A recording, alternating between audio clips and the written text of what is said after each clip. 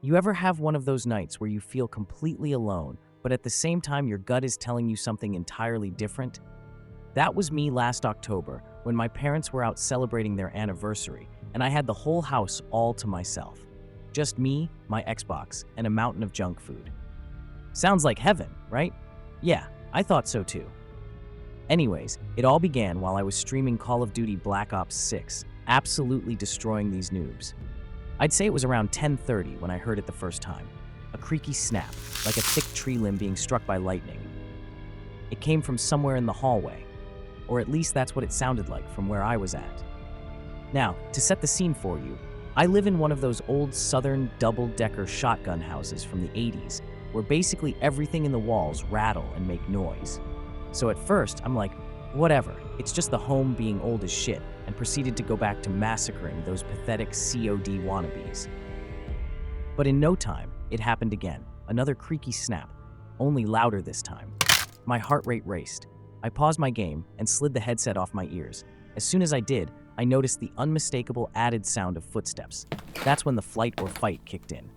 I quickly set the controller down on the coffee table and tried to stay as quiet as possible. Seconds. No, minutes pass. 10 at least.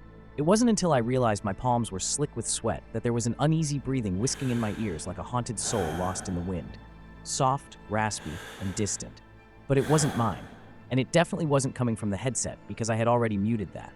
No, this breathing felt deliberate, like someone trying to stay quiet, trying to stay hidden. I attempted to calm myself by repeating, "It's nothing, Josh. You're just being a paranoid pansy. You're just a paranoid pansy. You're just a..." It wasn't until the third time repeating the phrase that it hit me like a punch to the gut. I gasped, bringing my hand to my quivering lips. The back door. I had forgotten to lock it after getting out of the hot tub earlier. How could I be such an idiot? I panicked and my chest tightened as a cold wave of dread washed over me, my spirit sinking as fast as a slab of granite would in the deepest, darkest depths of the ocean. I sprang out of my gaming chair, heart pounding, and grabbed the first thing that could pass as a weapon, a baseball bat from my closet. Clutching it tightly, I crept out of my room and toward the stairs. But despite my best efforts to move silently, every step felt deafeningly loud, as if each movement was announcing my presence to the entire house. And regardless of how much I wanted to stop and just hide in the closet, I pressed on. When my bare feet touched the cold tile at the bottom of the staircase, a shiver ran up my spine as a new sound cut through the void, a crash. Heavy, solid, like something had been smashed upstairs. My blood turned cold. Stammering, I whispered, "Hello? Is someone there?" Stupid, I know. Like, what did I think would actually happen? Someone would casually reply, "Oh yeah, it's only me breaking into your house. Don't be frightened, just go about your business as normal." But no, there was nothing.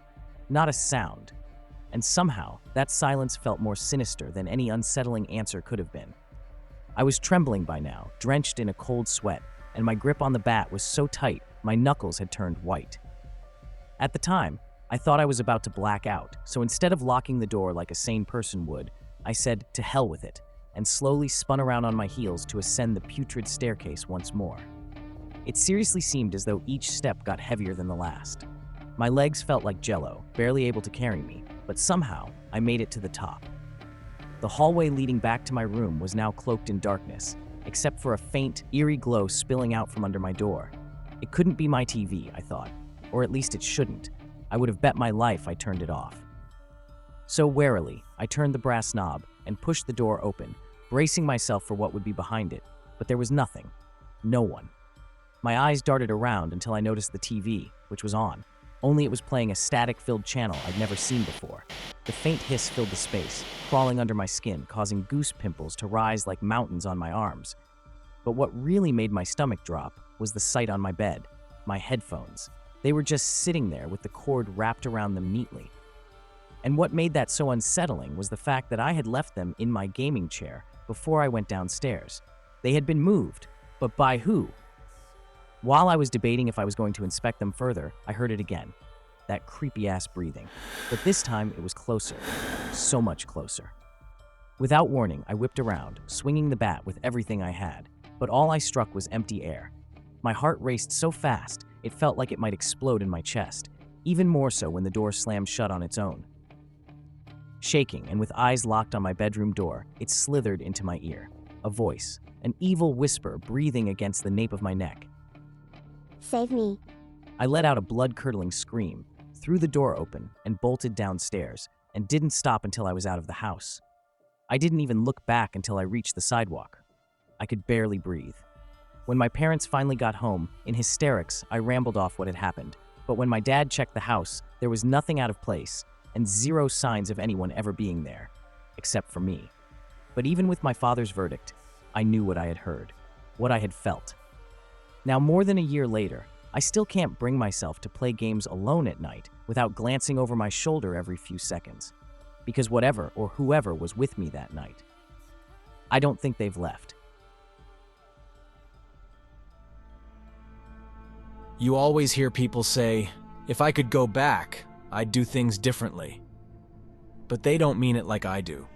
If I could return to that moment, when my mother handed me the brochure for the cabin, I'd toss it straight into the fireplace and watch it burn. Anything to prevent what happened to my son. But I didn't do that. My mom meant well. Thaxton's grandmother had been urging me for months to get away from the city and relax. She wasn't wrong. Ever since my wife passed all those years ago during childbirth, it had been just me and Thaxton. And honestly, I wasn't winning any awards for fatherhood. He mostly stayed locked in his room, absorbed in his cameras or computer, while I buried myself in work. So, when my mom surprised me with a free vacation, a week in a remote cabin deep in the woods, I didn't think much of it. Disconnect and make some fresh memories, she said. Those memories became nightmares. Thaxton wasn't thrilled about the trip at first, but I managed to convince him by saying he could use it as material for his vlogging channel. He spent hours planning a cinematic documentary about life in the wilderness, setting up cameras all over the treehouse, inside and out, 15 in total, each wired with mics. He wanted raw, immersive content, and that's exactly what he got. That night, while he worked on editing footage, I left to grab dinner in the closest town around. It wasn't super far, 40 minutes each way, but I remember feeling guilty about leaving him there by himself. Anyways, the first part of the footage from that night was uneventful. Thaxton sat at the desk by the window, headphones on, muttering to himself as he worked on his laptop. He looked pretty annoyed, but that's a typical 14-year-old for you. About 10 minutes after the sun set, the first knocks came. On the video, Thaxton froze, pulling off his headphones. "Dad, you forget something?" he called out. Of course, I wasn't there to answer. He waited a moment, then shrugged and went back to his work. A minute later, the second set of knocks came, louder this time, harder. Thaxton stiffened, glancing toward the door. Slowly, he got up and crept to the window, peering out into the foggy night. "Dad, if you're messing with me, it's not funny," he yelled. No answer. He hesitated, then bravely cracked the door open. The wooden stairs leading to the forest floor were empty. The night outside was eerily quiet, and the silence was vacant. Cautiously, he stepped onto the balcony, scanning the darkness. Left. Right. Left again. And that's when a faint scratching, like claws scraping against wood, came from inside the cabin. "Hello?" Thaxton called, stepping back in. Confusion was written all over his face. A dull thump sounded from above. Thaxton's gaze lifted to the attic hatch. I hadn't even thought to check it when we arrived. Stupid me. "It has to be the wind," he muttered, though his voice betrayed his disbelief. The camera on the bookshelf caught the hatch as it shifted, just slightly, enough to send a puff of dust floating down. Then something small dropped from the opening, landing with an unnerving clatter. A wooden toy soldier. It couldn't have been more than 6 inches tall, but the presence it carried was overwhelming. Its red coat was faded and cracked, its gold buttons gleaming faintly in the dim light. The painted features on its face were crude but disturbingly lifelike, with wide, unblinking eyes that seemed to follow you and a crooked grin that oozed malice. Thaxton stared at it, his breathing shallow. "What the hell?" he whispered, inching closer. His laptop screen flickered. Static buzzed through the speakers, and the video he'd been editing began to play, distorted and warped. His own voice spilled through, stretched and unnatural. "Bend the bones and twist the back." Panic set in. Thaxton backed away from the desk, hands shaking as he grabbed his phone. No signal. The scratching grew louder, more frantic, clawing against the wood with violent urgency.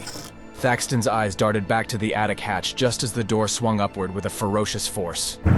Then, something black oozed from the opening, spilling into the room like living tar. It shimmered faintly at the edges, an iridescent sheen like oil on water, but the core of it was pure, consuming darkness. It slithered down the walls in thick, deliberate rivulets, leaving scorched trails in its wake. Thaxton screamed, yanking at the door handle, but it wouldn't budge. The black mass began to form, spindly limbs, glowing eyes that burned like embers. The whispers swelled, layering over one another until they became an unbearable roar. Thaxton stumbled, collapsing against the wall. His breath came in ragged, shallow gasps as he clawed at the floor, desperate to push himself away. Thaxton froze, his gaze snapping toward the toy soldier. Its wooden boots tapped against the floor with unnerving precision. Thaxton whimpered, pressing himself harder against the wall, as if he could somehow merge with the wood and disappear. The soldier stopped a few feet away. Slowly, it tilted its head, its painted eyes gleaming with concentrated awareness. And then it raised its tiny rifle and pointed it at my son. I'm sad to say the footage cut there. Not one camera recorded anything after that. When I returned with the groceries, the door was unlocked. The cabin was silent, and Thaxton was nowhere to be found. I've shown the footage to anyone who would listen to my story, but no one believes me. Not even my own mother. They all dismiss it as a hoax or claim I've lost my grip on reality, refusing to investigate the disappearance of a son they insist never existed. But I know what I saw on the cameras I set up around the cabin that weekend. I'm not crazy. My dear Thaxton is gone. Every night I hear his voice, faint and distant, echoing in the back of my mind, asking why I wasn't there when he needed me the most, begging me to bring him back. And to that all I can say is, maybe one day, I will. I don't necessarily want to tell this story, but my therapist says it might help, that bringing it into the light could somehow take away its power. But how do you take power away from a nightmare that feels alive every waking second of the day? I don't think you can. My name is Caitlin. I'm in my 30s now. I have a loving, protective husband and live in a quiet little house in the suburbs of Ohio, with the best locks money can buy on every door and window. But even with all that, I can't shake the feeling that it's not enough. That he's still out there, waiting, wanting my blood on his hands. It was the spring of 1998. Jordan and I had just turned 7. Identical twins, always together, always giggling, always causing trouble. Our parents were traveling photographers, and they'd gone on a safari trip in Africa for work. If it had been summer, they would have most definitely taken us with them. But since it wasn't, they hired Amanda Harper, a girl from the neighborhood, to stay with us for the week. Amanda was a senior at the local high school saving up for a car. Looking back, I'm sure she had better things to do than babysit us, but she needed the money. And truthfully, it wasn't so bad. Amanda had this warm, easy smile that made you feel safe when she was around. The first few days were fun. Amanda made us pancakes every morning and let us stay up a lot later than usual. She even did our makeup and gave us our first manicures. On the last night before our parents returned, she agreed to read us a bedtime story, even though she was clearly exhausted and needed to study for her history exam. Okay, girls, she said, settling into the chair beside our beds. What'll it be? I let Jordan decide. She picked a magical fairy tale about a brave princess who saved her kingdom. Not very original, if you ask me, but Amanda read it anyway. About halfway through the story, I heard a scraping noise like shards of metal sliding against each other. It made me cringe. Amanda, do you hear that? I interrupted, cutting off the princess's triumphant escape. It's probably just the TV downstairs, she said, tilting her head, allowing her golden locks to flow over her shoulder ever so elegantly. But there was something uneasy in her voice, unsure. And even though I don't think she believed herself, Amanda finished the story before kissing us on our foreheads and tucking us in.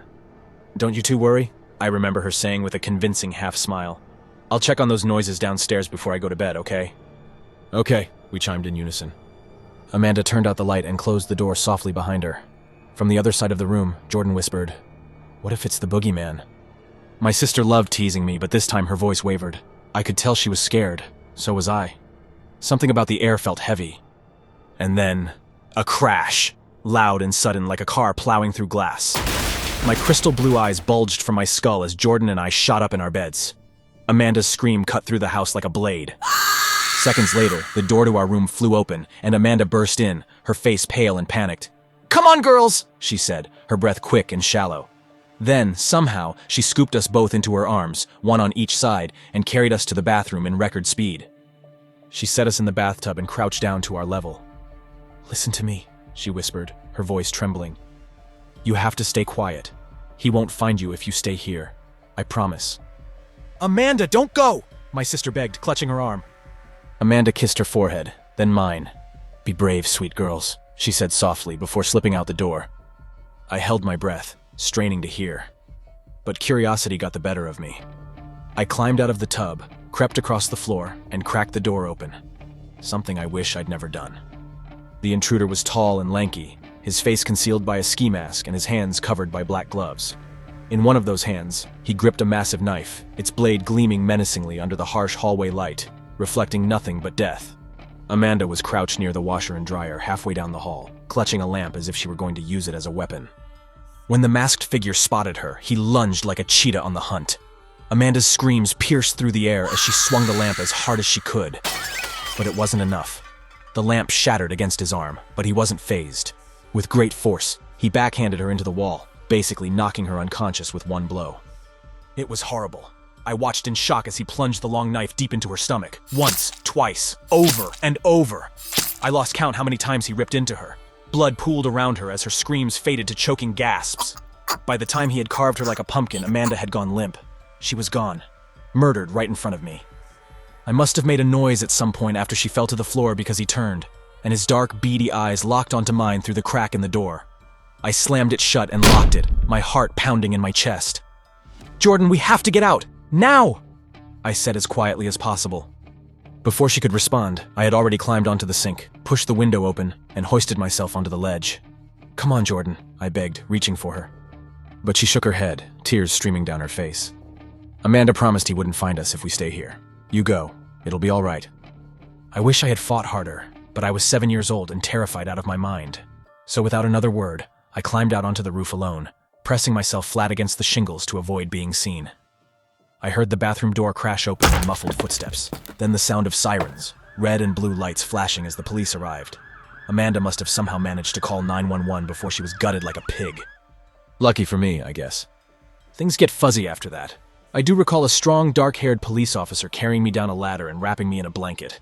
Though on the path to the ambulance, I saw Amanda's mutilated body on a stretcher with her lifeless face staring up at the sky until someone covered it.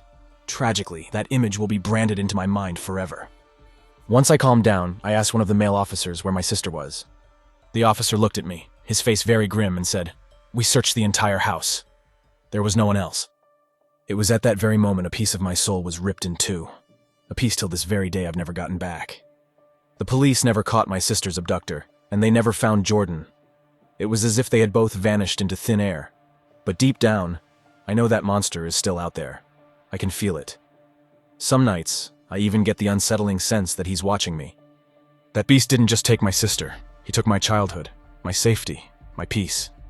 Every birthday, every Christmas, every quiet moment, I feel her absence like a shadow haunting me. Sometimes the relentless nightmares keep me awake until dawn, tormenting me with questions I can't answer.